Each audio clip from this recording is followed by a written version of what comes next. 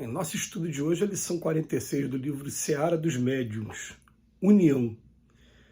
Compadece-te e ajuda a fim de que possas servir na união para o bem. Não fosse a bondade do lavrador que ampara a semente seca, não receberias na mesa o conforto do pão.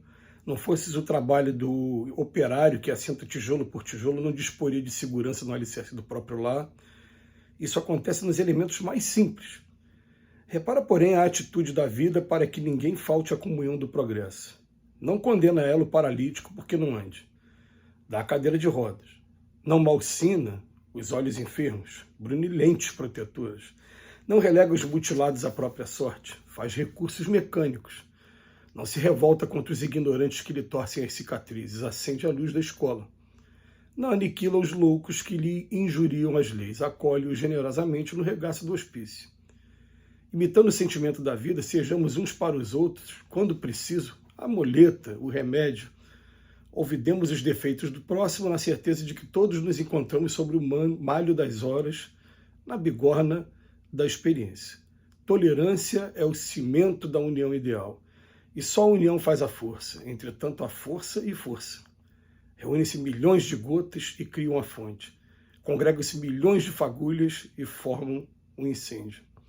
Pensa um pouco e entenderás que é sempre muito fácil ajuntar os interesses da terra e fazer a união para o bem da força, mas apenas entesourando as qualidades do Cristo na própria alma é que nos será possível, em verdade, fazer a união para a força do bem.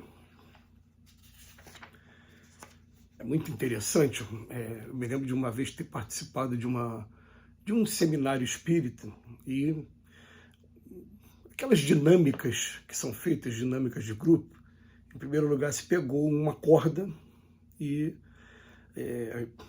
cada um teve um pedacinho de corda na mão, pegou de um lado e do outro e puxou até que a corda arrebentasse.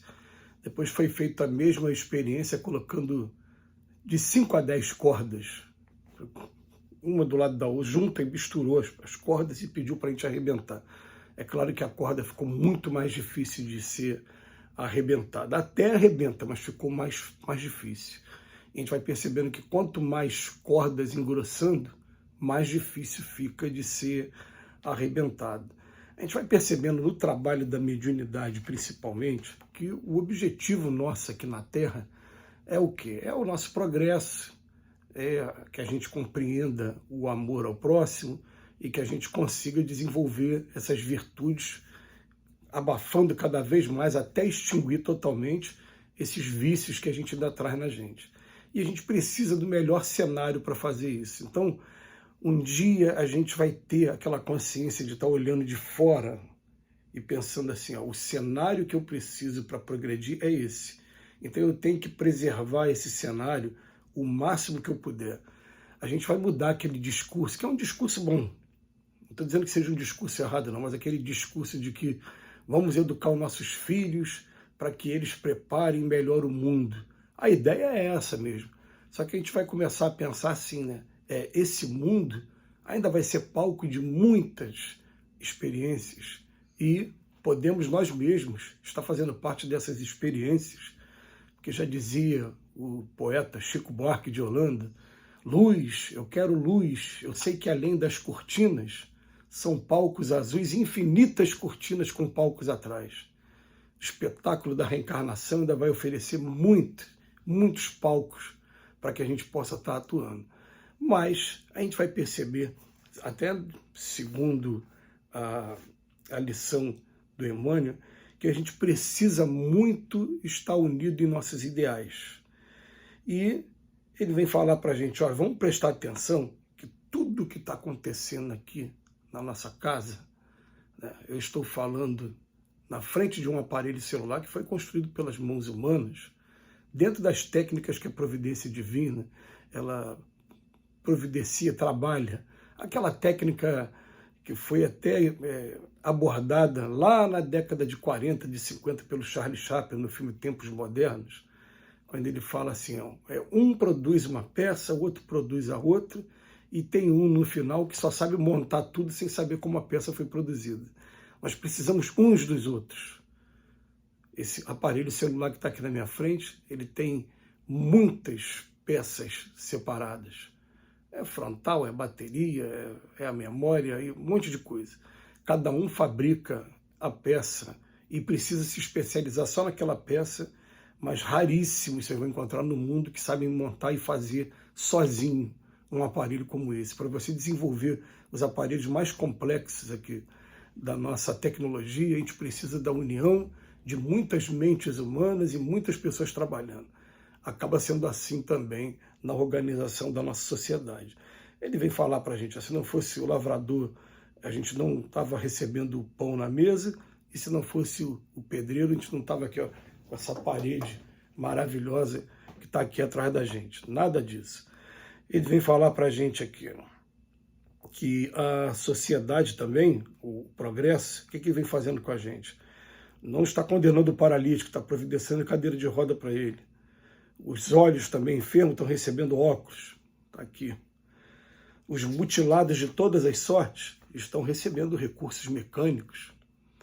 Minha filha, por exemplo, colocou 26 parafusos na coluna. Então, uma vida super normal, porque aqueles parafusos interromperam uma escoliose dupla que se desenvolveu nela e que estava tomando um caminho bem complicado quando ela tinha 13 anos de idade.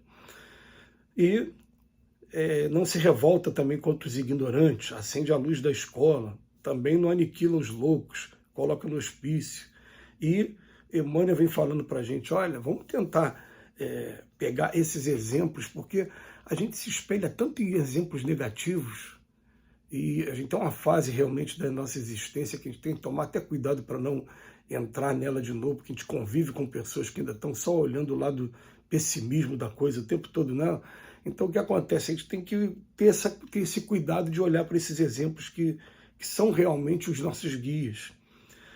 E o Emmanuel tem uma frase assim maravilhosa: a tolerância é o cimento da união ideal.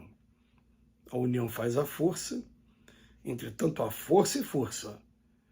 Tem gotas que criam a fonte, mas tem fagulhas que formam um incêndio.